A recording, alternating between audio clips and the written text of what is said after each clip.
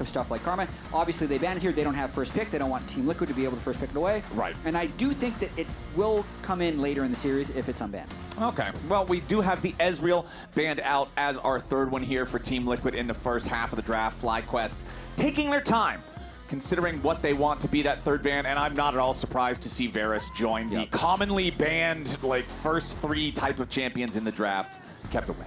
For sure. So 3 bans targeted directly at the bot lane. So many of the duo lanes have been picked in these powerful pairs. So the Karma Ezreal is actually generally a pair. A little bit interesting that Team Liquid banned the Ezreal in this game, but if they first pick this Seraphine, you're almost certain that they're just going to combo it as Ashe Seraphine, and we'll probably see that against something like, you have 2 options. You can try to outscale it and play normal with something like Corki Nami, or you can go really hard and try and play a Nautilus lane. Right, like the full-on engage, just make sure that you all in, don't allow Seraphine to be that resource battery in the lane that she can with all of the shields and the healing. But yeah, Seraphine and Ashe are pretty much best friends in the current iteration of the meta. One indicates the other one, but over on the other side, FlyQuest are going to go ahead and lock in the Misfortune and the Ambessa.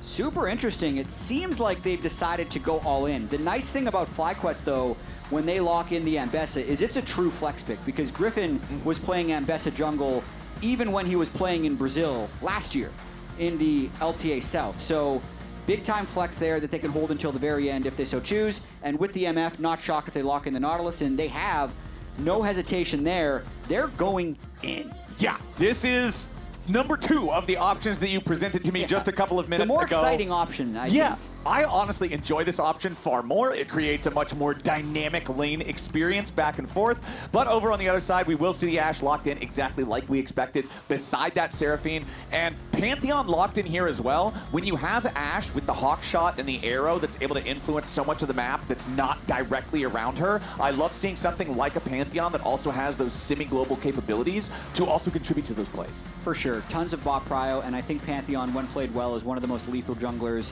in League of Legends right now, but I'm kind of feeling like that Ambessa is going to be for Gryffinn, and he might be able to outpace the Pantheon a little bit with some power farming, so it's kind of what I'm expecting here, is they're just banning out soul laners. Now Renekton to block Morgan also allows the Ambessa to go top lane a little bit easier if they want to. And meanwhile, on the other side, Team Liquid going to go ahead and ban out Ryze from the mid lane. FlyQuest, what do we got here? Do we want to continue looking towards the top side? Do we want to continue making potential protection bans for what could be this flex Ambessa? Or do you want to focus on the mid lane more? We are going to focus on mid lane. Victor, banned out by Fly. A little bit surprising that they're banning Victor here, but there's nothing that they want to hard target yet. If FlyQuest wants to hold this Ambessa flex more and make Morgan a bit more uncomfortable, they'd have to pick mid lane here. Yeah, I'm thinking maybe something like a Kali if they wanted to go really dive heavy, but if they fall behind, they'd be far out of options with their low range. Well, Team Liquid is not fully convinced that that Ambessa is going into the jungle there for Gryffinn. They are going to go ahead and ban the Nocturne away. You're talking about dive. You're looking at something like Nautilus, Ambessa, Misfortune. You know they want to go in. Nocturne's a great champion for going in, so they want to deny that synergy here a little bit. Yeah, a lot of discussion. They're going to run this timer down close to 0 to see if they pick top or mid here. And with the anti-hover and lock-in, they're holding that Ambessa flex as late as possible and still, at least thematically, still going in. All right, well, you're not an Annie fan, are you? I see that look on your face. No, so it's not that I'm not an Annie fan. I'm not an NA Annie fan. I feel like our teams have struggled to execute with this champion compared to what you see around the world in the last year or so. NA Annie has not impressed me. Which it's weird to say because it's one of those champions that you feel like, oh yeah, this is one of the more just like bread and butter characters of the game. It's a pretty simple play style, like you should know exactly how this is going to work, but I feel like a lot of times we're just not seeing the execution land the way that they want it to. So I'm going to be a doubter. I'm not going to lie. I will be a doubter until I am proven otherwise, but we'll see how well Quad can pilot that one here for FlyQuest. Back over on the Team Liquid side, we are going to get some power in the top lane. Rumble locked in. Rumble blind pick, but it's a very safe blind pick for them right now. And if they actually combo it straight away with the Rumble Galio, they'd get rid of one of the answers that Gakgos could play into it. Galio also quite good into Annie because you can itemize early magic resist. Yeah. So pretty nice little 4-5 there by Team Liquid to have synergy and also find a way to counter both lanes. I also really like putting the Galio together with an Ashe and Pantheon composition because, again, it's more of that semi-global. It's more of the, we now suddenly have 2 more people here than are supposed to be here. Definitely. And Ksante locked in to lane up against the Rumble. If he can stack MR early, he'll be quite effective, especially with a somewhat lower damage team comp coming through from Team Liquid when you consider Galio Rumble and a Ksante who can itemize magic resist. But as we suspected, even though it had to be respected the whole time, the Ambessa is going to be for Gryffinn in the jungle. And we, the top lane matchup, Rumble versus a tank, always just comes down to before Kaenic Rookern and after Kaenic Rookern, right? Like once this item gets completed, your ability to trade into the Rumble to withstand the short, snappy, overheated flame spitters becomes just so much better. So I'll be keeping an eye on how good Morgan can apply that pressure to Gakgos early on in the game. Where specifically do you want to see the junglers focusing in this early game? That's a good question because I was thinking about what we saw at First Stand and how that's going to influence the way we see jungle in Spring Split. Because I feel like before First Stand, we were seeing a lot of full clearing and a lot of teams just supporting and fighting around bot crab. And they had this whole meta of the level 6 crab deciding games. And that's also what got Gryffinn killed a number of times, was over-contesting that crab. But then I feel like we've seen a little bit of evolution of either 3 camps buying items and redeploying, or just invading at level 1 to make more chaotic situations. So I am expecting at least the Pantheon, if I'm Team Liquid, I feel like they're going to try and play way more up-tempo, especially when they have the Ashe Seraphine. So I'm kind of locked in right away to see how early vision goes down, to see if we're going to see any early jungle invades. All right, let's lock and load. It's Easter Sunday. We're heading onto the Rift for the first time today. Team Liquid versus FlyQuest in our first best of 3 for today's action. Josedeodo versus Gryffinn, Pantheon versus Ambessa. Both of these champions so very scary if they get ahead early. Accelerating either one of these, giving them that early extra damage can be such a frightening thing for the other squad to have to deal with. But here's a quick look at what went down between Gryffinn and Massu before the game. Take a listen. I'm doing 1v1 with him. We have 2 minutes. Where you at? You can't be hiding like this. What the? What the? Oh my god, I'm cooked. Oh my god, this is embarrassing stuff, honestly. Oh my god. What? What? Wait, I didn't realize this is your target W. Yo, chill. Bro, I didn't realize this is your target W. What? I love Griffin's reactions. Clear. Whatever was happening on the screen at that moment, he was utterly bamboozled.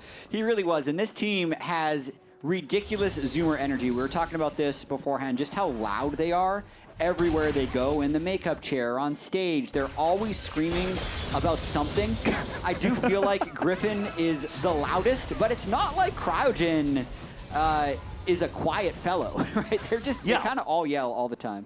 It's fun energy, right? Yeah. It makes you want to root for them because then it's just that much more fun to get excited alongside them. But taking a look at where everybody's kind of starting off in this one, both of our junglers were starting in the bottom side of their respective jungles.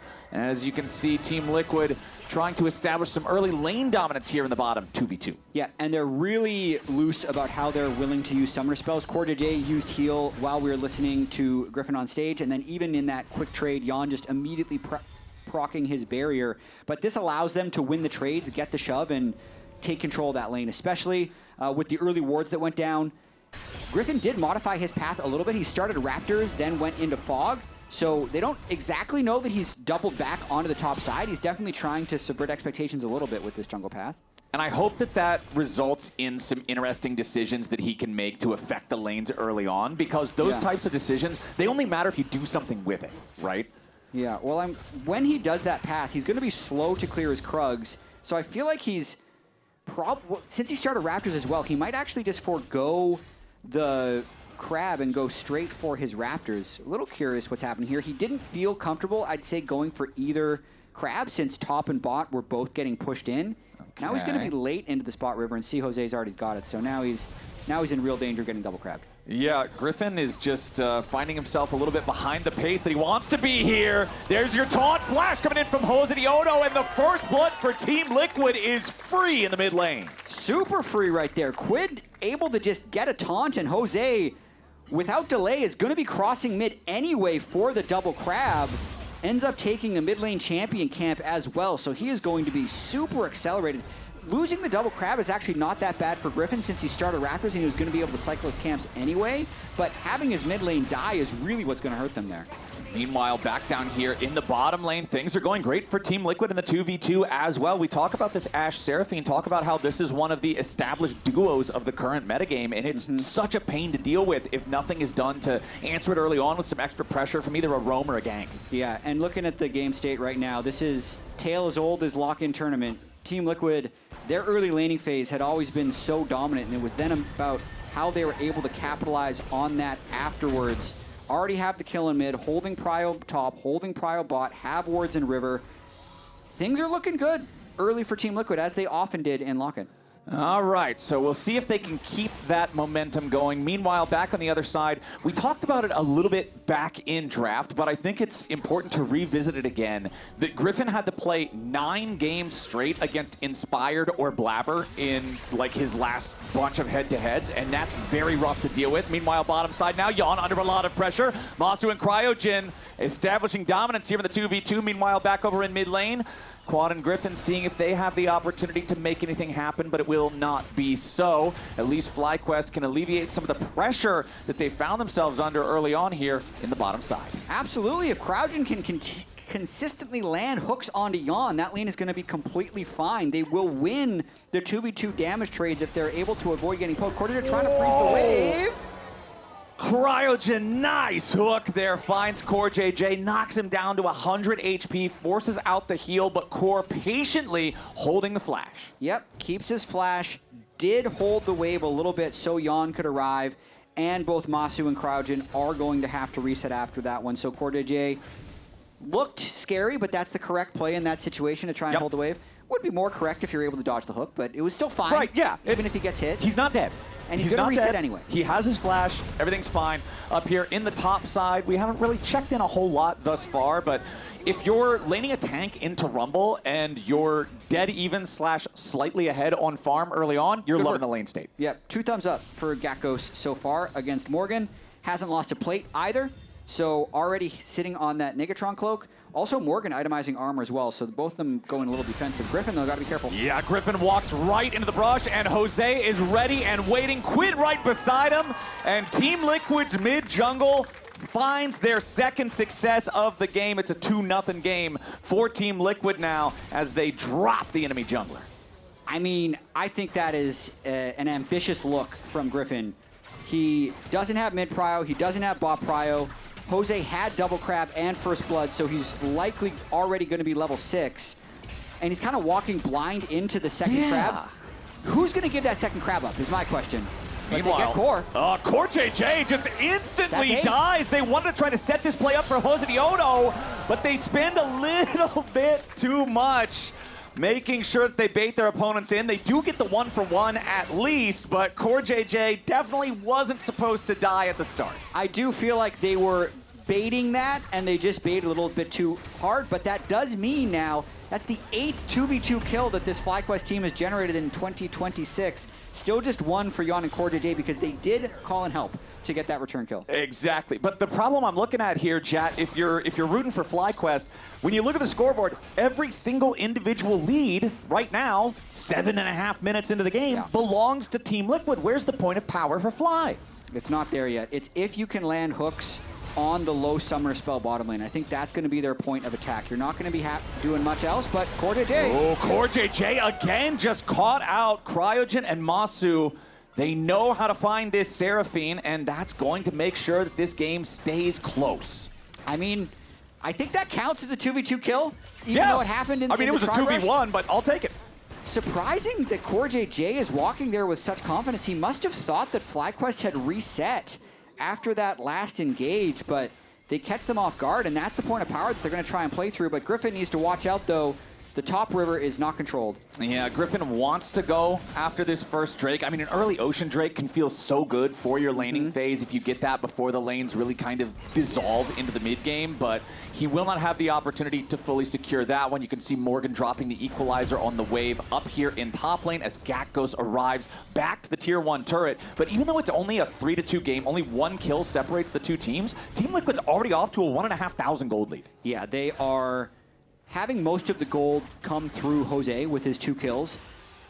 He's going to be able to control this dragon as well. And it's really difficult for FlyQuest to actually generate plays. I give a lot of credit to Massu and Cryogen for finding those 2 kills. Otherwise, this game would be completely out of hand because the Annie has really no actual threat onto an MR stacking Galio, which is why I really love this pick from QUID later on in the draft. Not only did they deny the Rumble answer pick, but they've also managed to counterpick the Annie in the mid lane.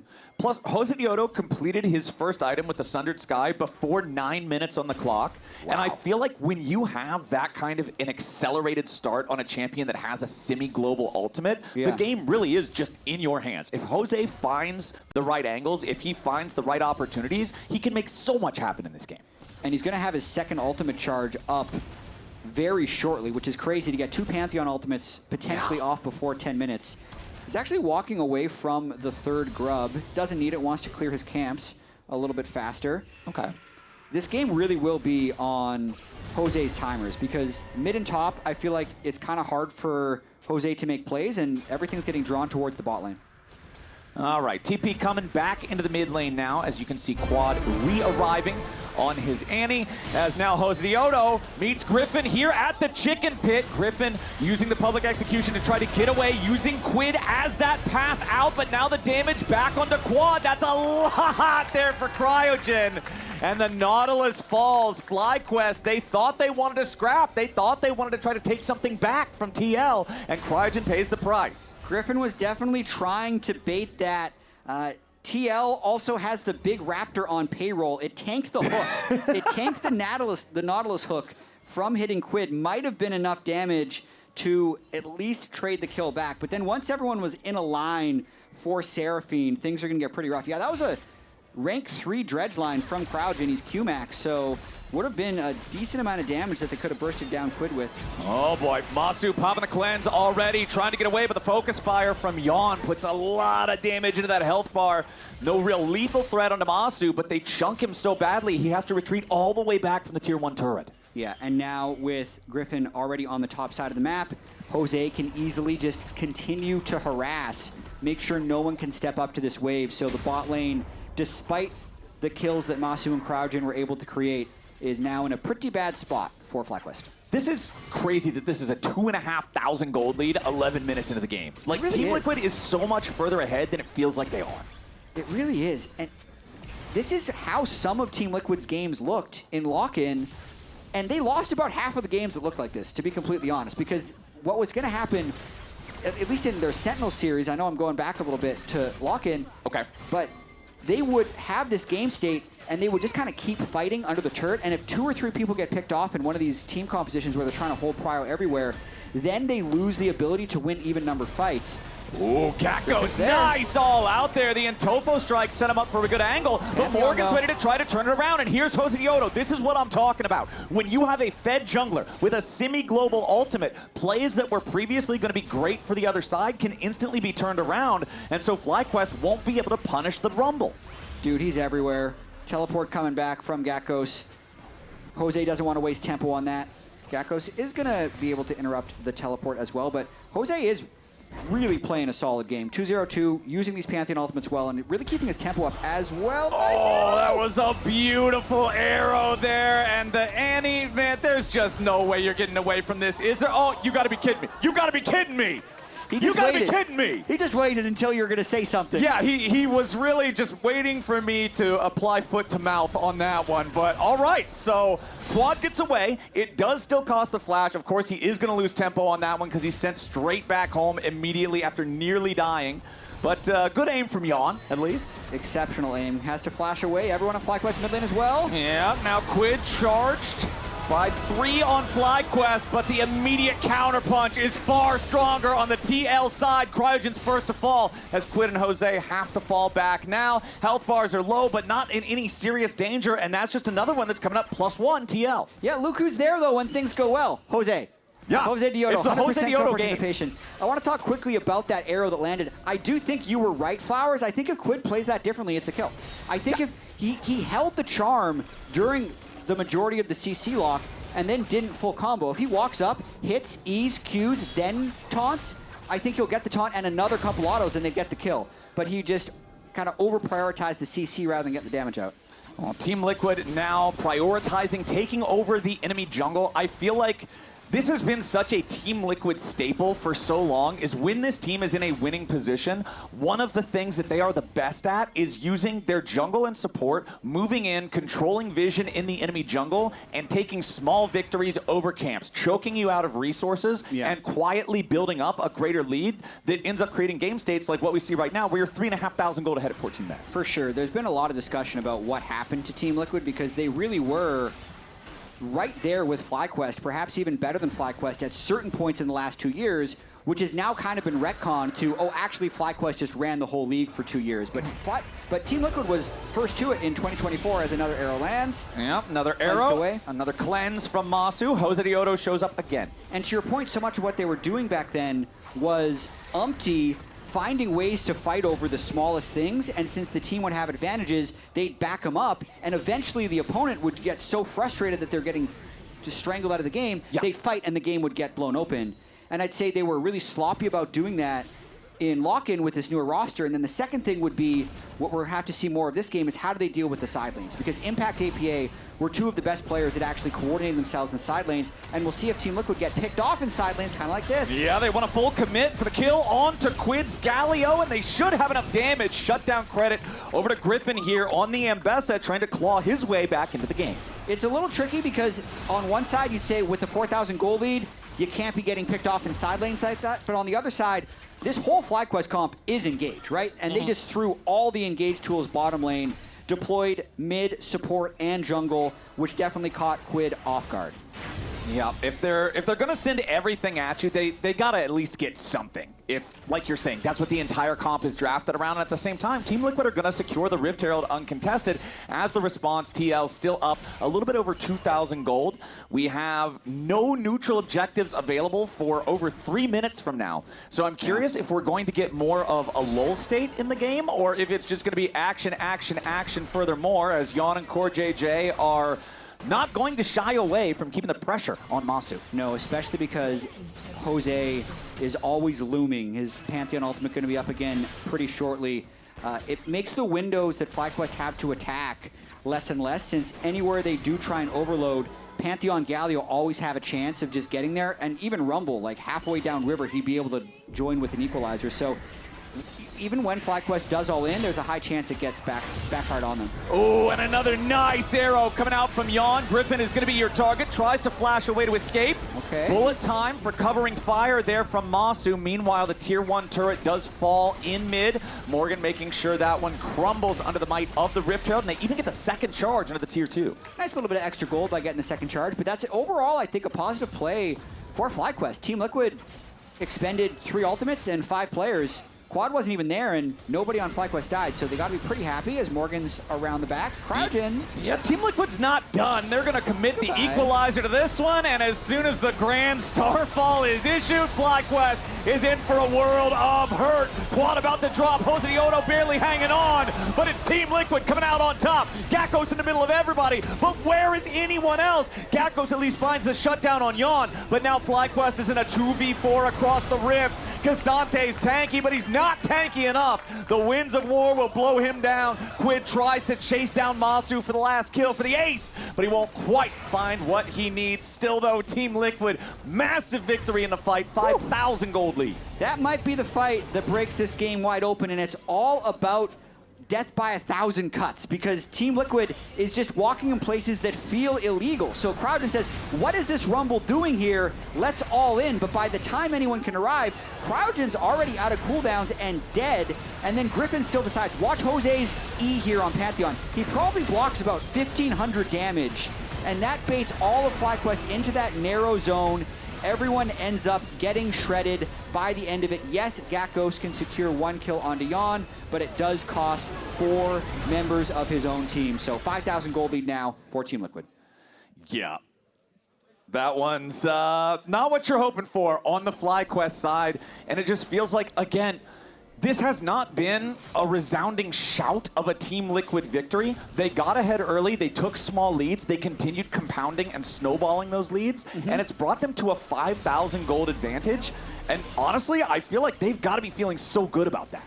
Yeah, this is probably a bit of a foreign experience for them on stage, but probably a pretty common experience for them in scrims. Like, if you're winning as many scrims as I hear that they're winning, like, right, the rumors are they are the best lords. team in the LCS, have been since lock-in continued to be here in spring. You'd have a lot of games that end up going like this. You win every lane, you stack early dragons, your fights go well. So this has got to be very refreshing for Team Liquid to have this type of performance so far on stage.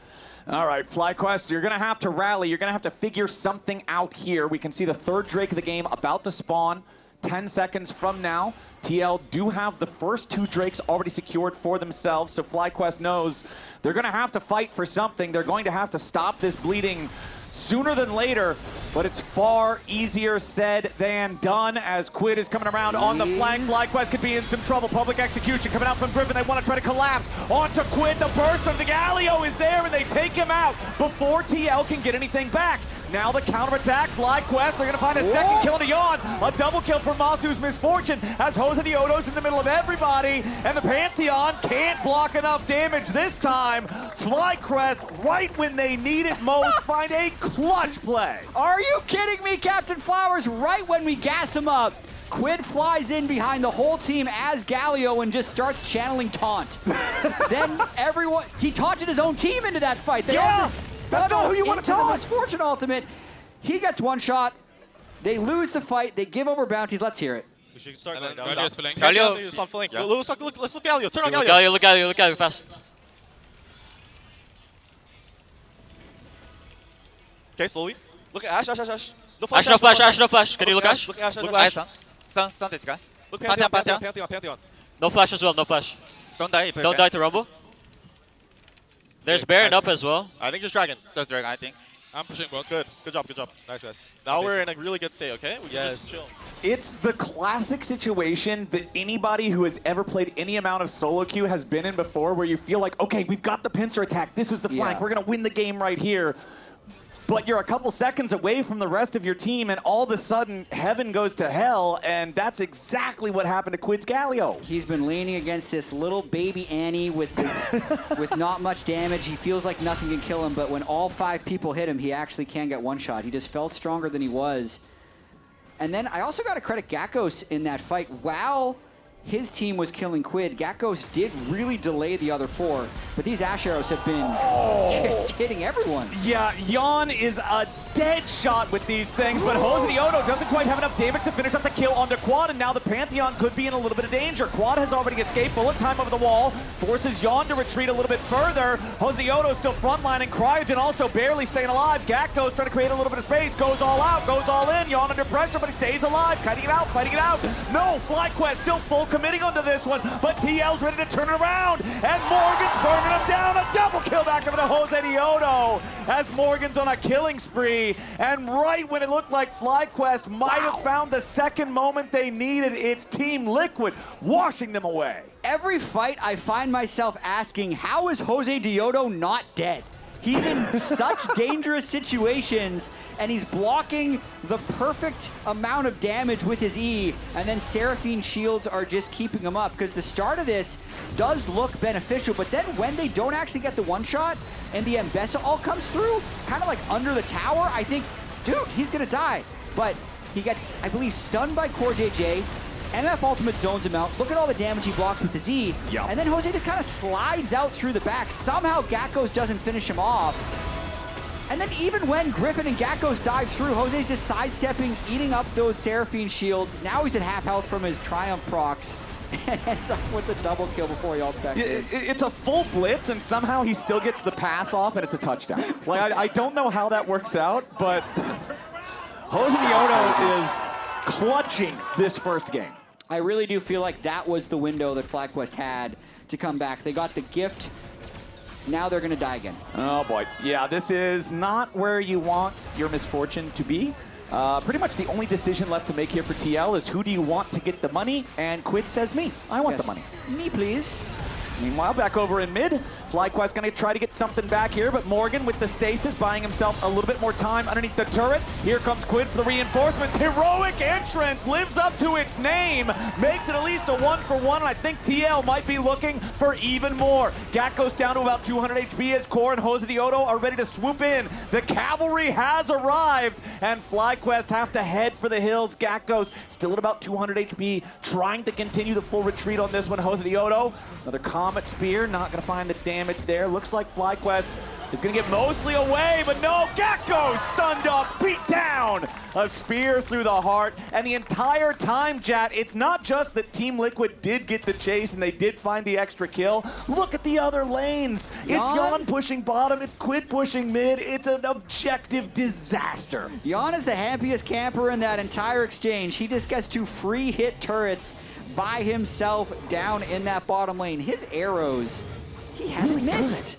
Yeah. I haven't seen one arrow fly wide. Yeah, have we seen one of them that kind of just sailed off into the wild blue yonder? Because I feel like every single time, maybe the observers are just smurfing today and we're only seeing the good arrows. It's possible. But every arrow that we've seen has been a good arrow. We've seen enough good arrows that I'm willing to say he hasn't missed, even if it's fake news. I'm with you. Yeah. I'm with you. We will peddle the fake news together. Yeon has a 100% accuracy rate on this one. These things are nasty. This game, and you can see Yeon now has 3 items fully completed. He's got the Fiend Hunter bolts, he's got the Hex Optics, he's got the Kraken Slayer, and I think the Fiend Hunter bolts is especially interesting on Ashe because this is an item that you normally see. It kind of falls into the same category as like Gunblade or Experimental Hexplate, where it's really good on certain characters, and most other characters don't care about it at all. Yeah. And so you think about, I'm gonna pop my ult, and that's my identity 80 carries, like Yunara or Twitch. And now I don't even have time to talk about it because Morgan is finding himself ambushed here from the top side of the river. FlyQuest want to commit a lot of resources to picking off the Rumble, and they will indeed do so, but it comes at the cost of losing the Drake at the same time. So Team Liquid going to be at sole point now after that one. Yeah, I think if you're going to trade back something, FlyQuest is happy just taking a kill because they were going to lose that fight if they tried to contest 5v5 at the third Drake.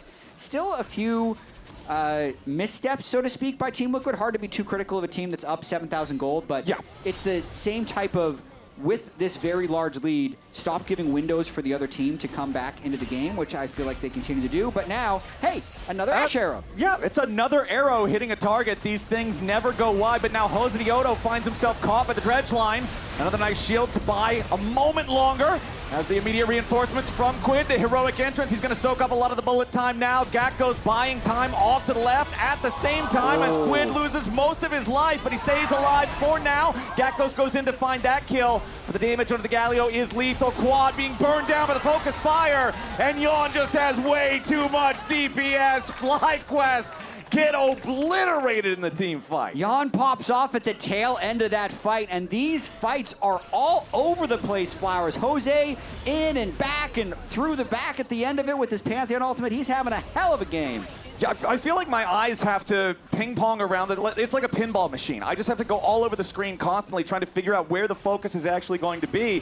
But Team Liquid gets what they came for. They win the team fight. They're going to take the tier 2 turret here from the top side right afterwards. They've got a 9,000 gold lead. Surely this game is in Team Liquid's favor now. It has to be. There's no way. There's no way this is losable. Again, watch Jose in this fight. So he approaches from the flank, and when he gets hooked, it looks a little bit iffy, but he has the empowered E, doesn't really take damage. Galio all flies in. Then he says, okay, QUID, you've sacrificed yourself for me. I'm going to back up. But he's always looking for that next angle. Flies through the back of the fight as CoreJJ's ultimate brings them through, and then chases down at the end to finish off Gryffinn and then support Yeon in his machine gun ways.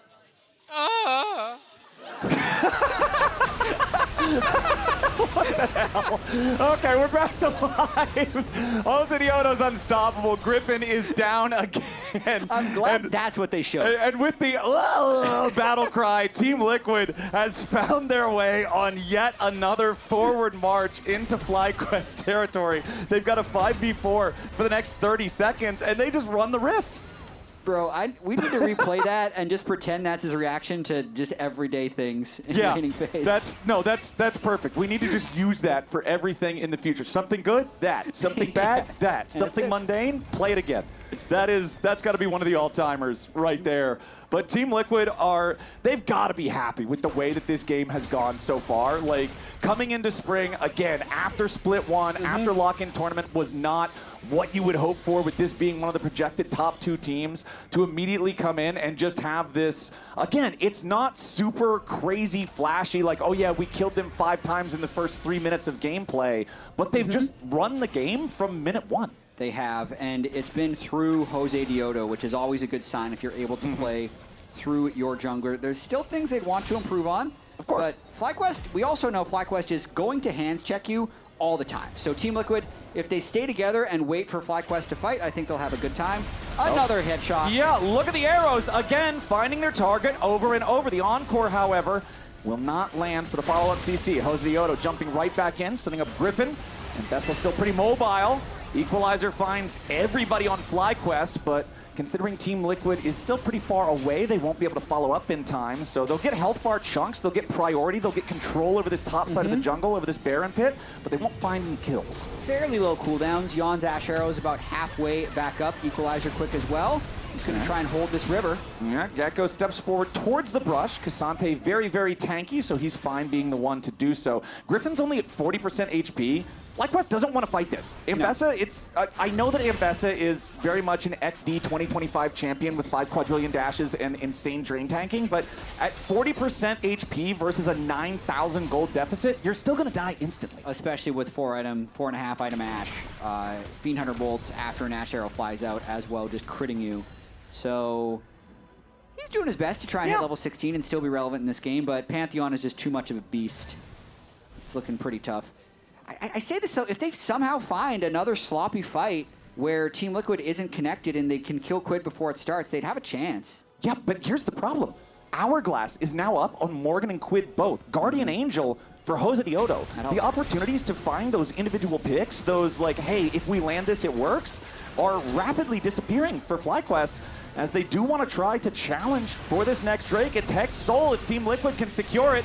Griffin's going through the Hex Gate, trying to find his way around to the backside of the fight, but Gakgos has already lost over half of his HP. Gryffinn tries to join back up. Massu here with a bullet time. QUID takes a chunk of damage, but not enough. Gakgos still forced further away. Cryogen soaking a ton of damage coming out here from Team Liquid's side. Gryffinn finally makes his way into the back line. The burst into CoreJJ is there. FlyQuest have found one, but at what cost? Quad is already down as Massu is burning to the flame spitter of Morgan, and FlyQuest is wiped off Summoner's Rift. The ace is complete, the soul is not required, and Team Liquid will march it down mid. That'll do it for Team Liquid. Pretty close to killing Yeon and CoreJJ in the back line, but they only kill the Seraphine. They all die, and Team Liquid's going to walk it in for a Game 1 victory. Yeah, Team Liquid has run this one from the very start. They only end up losing core there. They will march it straight towards the Nexus turrets, 26-12.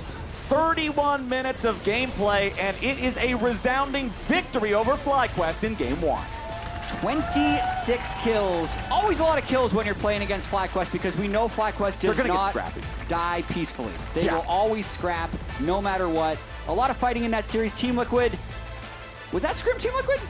That might be Scrim Team Liquid. Scrim Team Liquid. Analyst Lounge, was that Scrim Team Liquid? Liquid. I guarantee that was Scrim Team Liquid. Some of the scraps, some of the throws, some of the comebacks. I don't know. There were some still, like, because previously TL still had some great early games in lock-in. And then some of the mid-game team fights didn't go as well. So I feel like a rumble wrapping around the enemy jungle that crazy like happens in scrims. And like, oh, Pantheon ulting through, like all that.